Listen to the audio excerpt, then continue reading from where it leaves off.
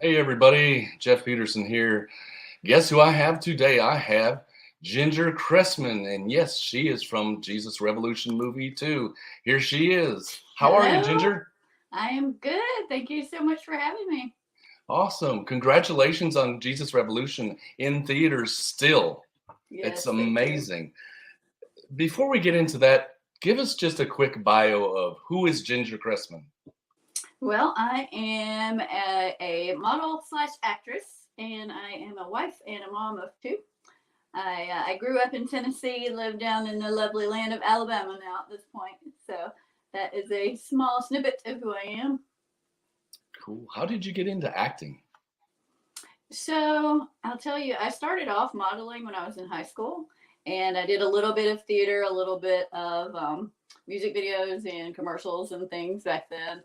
And then I sort of took a break for a while when I had my kids, and we moved down here to Alabama. And actually, how I got started back doing everything is very related to Jesus Revolution.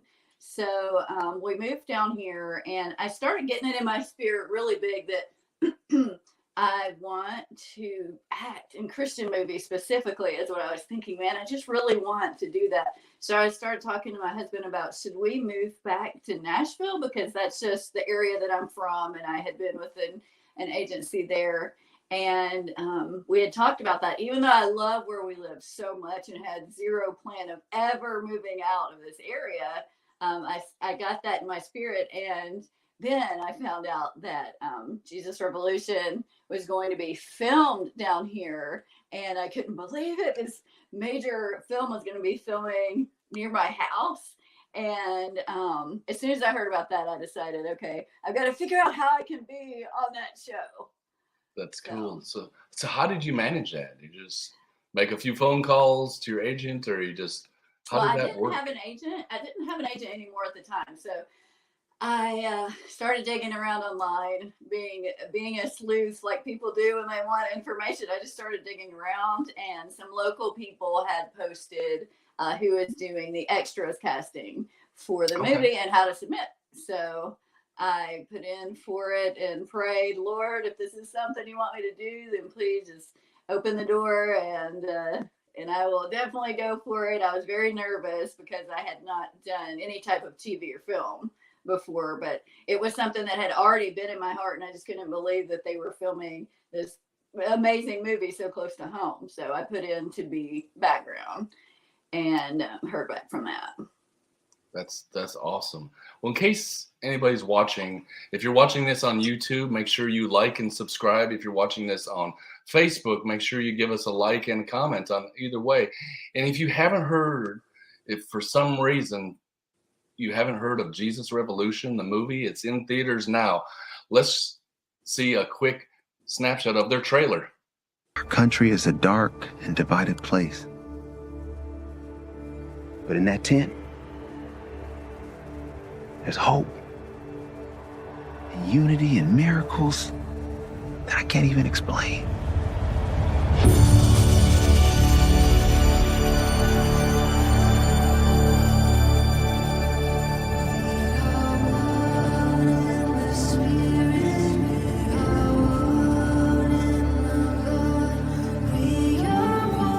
I'd like you to meet my new friend, Lonnie Frisbee, and some of his friends. Welcome. These kids are runaways, most of them. And I need our help. Chuck, stop. They don't belong here. Agreed? There's this church. It's called Calvary Chapel. And we say we're looking for truth. What if this is true? Because everything that we've been trying is not working for me. I just can't be let down again. What I felt in there, I haven't. What if it's good for a minute and then it's gone one day? We can find out together. Seems the movement's everywhere.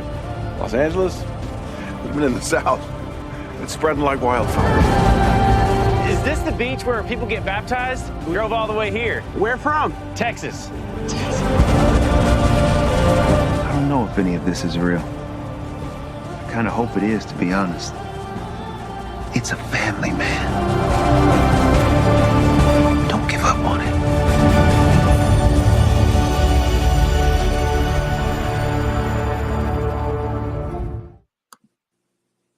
Wow, that's I never get tired of watching it. And if you haven't seen it yet, y'all need to go to the theaters. And while there's still tickets available, even here where I'm at, it's hard to get tickets still. That's good. That's a great it really problem. is. Yeah. Now, what part did you play? Let's let people know so they can be watching for you. Yeah, absolutely. So my character, she is labeled as Hirsch's wife. So in the trailer that we just watched, Hirsch was one of the deacons, the frowning one, that was very tall. And I was cast as his wife. So I'm a deacon's wife in the church when they showed the older looking church scenes. And you and him were the couple that didn't stay. You walked out. Correct. We were the couple that represents the opposite of my true self. It was fun to play the character, though. I did enjoy playing the character. I had in my head as we were doing that some of the examples of people that I know who honestly embody a little bit of that. So I channeled that into my my character. Right. Did you get to work with Kelsey Grammer other than that scene? Kelsey Grammer, what's he like? I mean, he's an icon. Yeah. He's a legend. He is. It was the coolest thing. Let me tell you something really cool that happened. So we actually, well, Kelsey Grammer himself was a very, very gracious man. Everybody knows who he is. So he could have any kind of attitude that he wants to have, right? But he was extremely gracious and friendly, and he had such a good attitude. And he was very nice to everybody on set. And so when they were shooting, he would be up there doing his sermon scene and be very serious, just complete character. The second they said cut, though, he would jump right into a joke. He could swap just immediately from serious mode to doing something to kind of break the tension in the room and making, because we would have rooms full of extras. It was, at first we started off just a sparse crowd because we were representing the small church that only had a few people in it, and then it grows. I'll just say that if you haven't seen it yet, I'm not gonna say a whole lot more. But anyway, so he would just break into that, and everybody loved him. And even here locally, there's a teenage theater class that he went and spoke to them while he was in town. He didn't have to do a thing like that. It was awesome. And that is so cool. I have to say that he told me that I had a lovely face. So I said, I'm going to write that on a Post-it note and put it by my mirror and say for the rest of my life, it doesn't matter what anybody else says, because Kelsey Grammer told me I had a lovely face. That's right. That's right. That is awesome. That is awesome. But I say that because he was making fun of Hirsch, my husband, for giving him so many dirty looks in the movie. I mean, it's got to be kind of, you think Kelsey Grammer, you think Frasier, and to give Frasier a bad look, a mean look, that's got to be above and beyond an actor's call, just to be like, who he is, and you got to frown and be upset looking at him. Yes. Then you just picture things that you don't like, and he may not be one of them, but that's what you're picturing. So here, let me tell you another surreal moment too. So Jonathan Roumie, who plays Jesus in The Chosen, is also in the movie, and he was in some of those scenes as well. And he, by the way, was also very kind, very quiet, and very sweet spirit. But it was some really surreal moments. One of them was this, when Frasier, Kelsey Grammer, is up there giving a sermon, and Jesus, Jonathan Roumie, is passing out communion to us in the audience. That was a very, very surreal and strange moment, but it was so cool to be able to be on set and be a part of the film, just overall. I can't imagine the jokes that would go on off camera.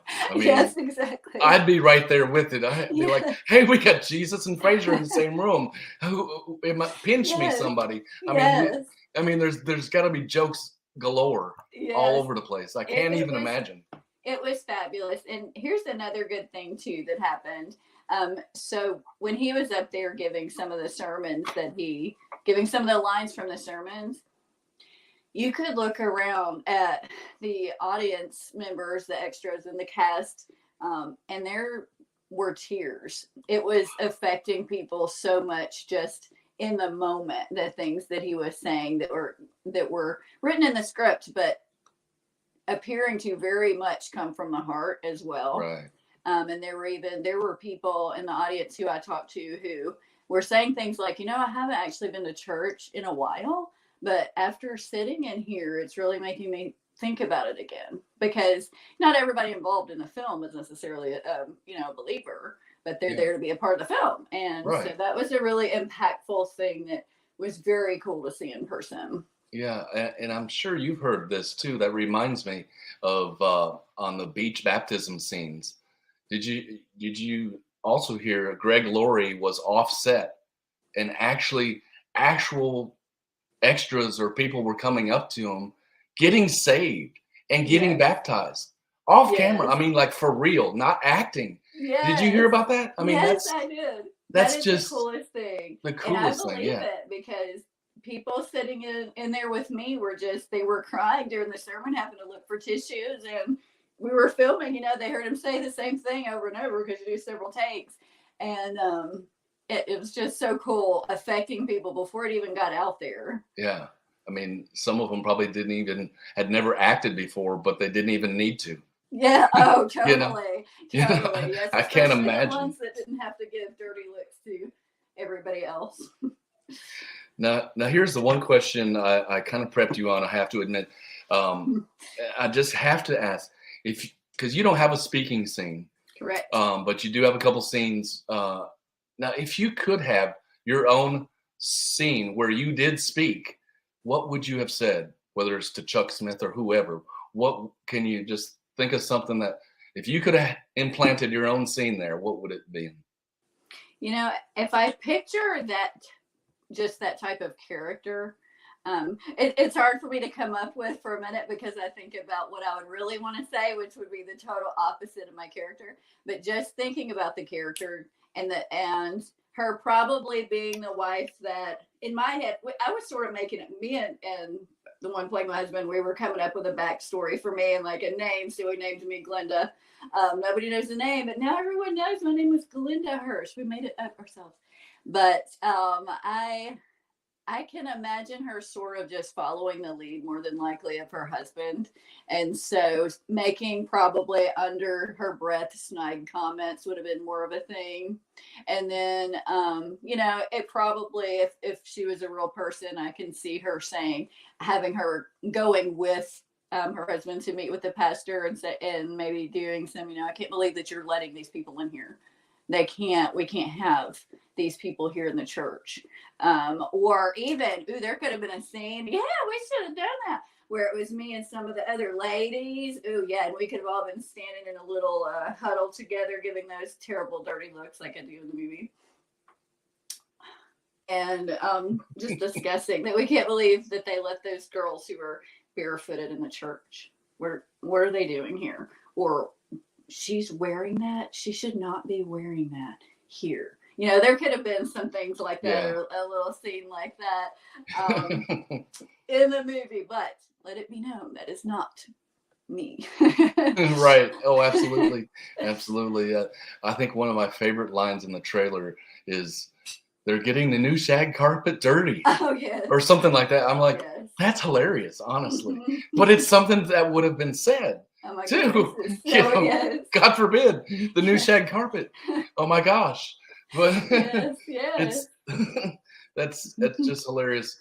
And it's kind of fun to kind of recreate thinking in your mind, especially when you were involved in such a huge project. If I'd have done this, if they'd have gave me a line, or if they'd have told me to come up with something, which things like that do happen. Yeah. Obviously not in this one, but I think it's kind of fun to, hear from somebody, what you would have said or done, That's a very cool question. If I had a longer time to think it up too, I could probably come up with all sorts of things. No, that's a good answer though. And I think that's something that definitely that character would have said. You know, especially talking to the other ladies, because churches have that. Ladies talk, you know, everywhere. Now, speaking of other stuff that you do as well, you're involved in a lot of different stuff, but I picked two specifically off of your reel. Let's look at them real quick, and then you can tell us about them. You always did look good at them. Well, you got a bad memory. Say it's the second thing together. Touche. I was with him last night. We just did a set. He got back. You were with him last night. Yeah. You were with him last night. I mean, heaven forbid he'll be with his own daughter. I don't know. Why would he be? He never was before. And where was he when I was a kid? He was on the road. I know. Where was he when I lost my first tooth? He was on the road. Where was he when I had my first broken heart, my first boyfriend? Where was he when we lost Kelly? Where was he when my mama died? I don't know. He was on the road. Yeah. Why isn't he anymore?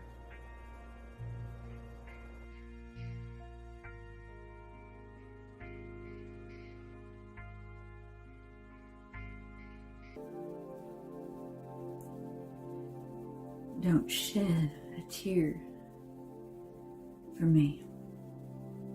Don't you shed a single tear, because I'm saving all of mine for that joyous moment when I take my last breath.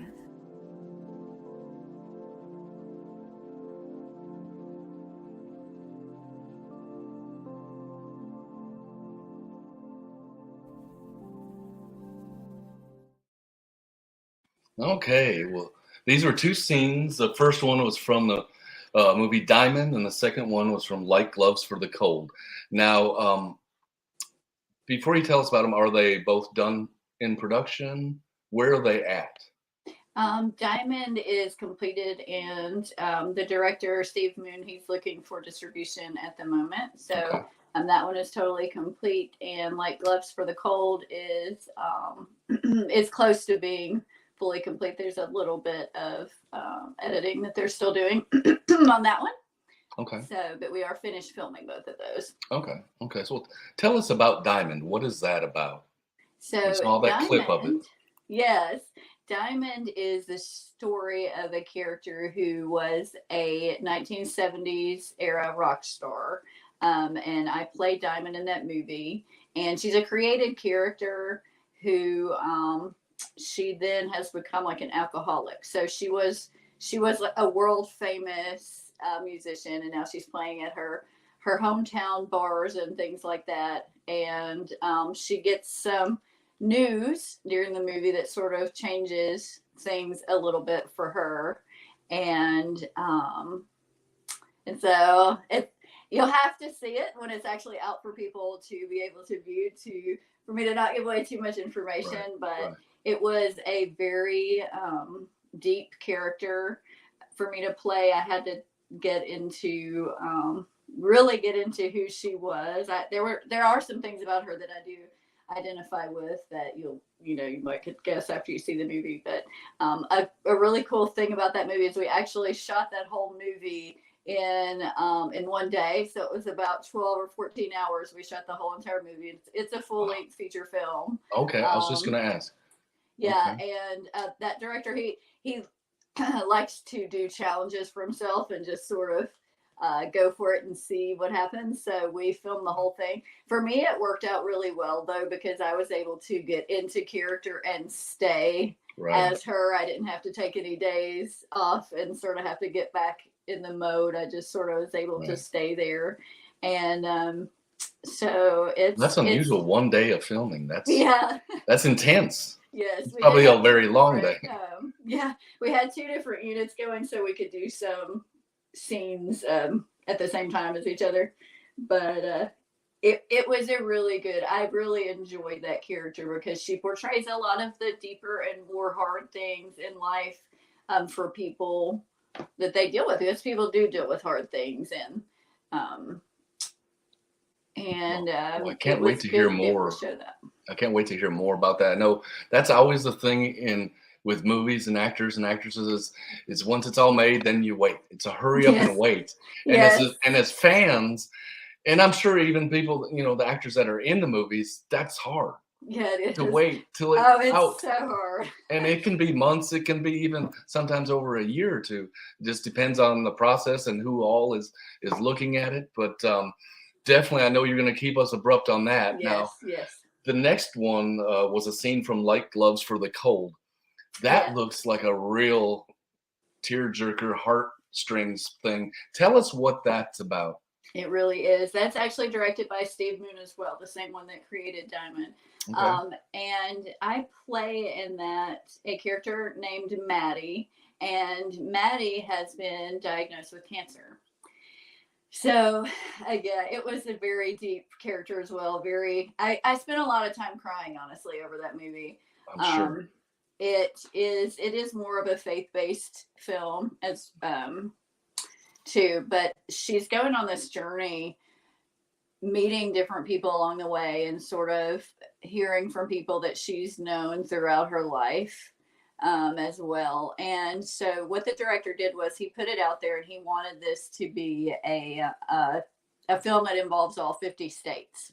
So that was sort of a challenge on this one. So we had people from all over the US film their scenes, and they're sort of all edited together. And then we have maybe sounds, room tone, which is like sounds from one state or actual actors from another state, and try to incorporate a little bit of something from every state into the film, which was the fun part. It is a tearjerker for sure.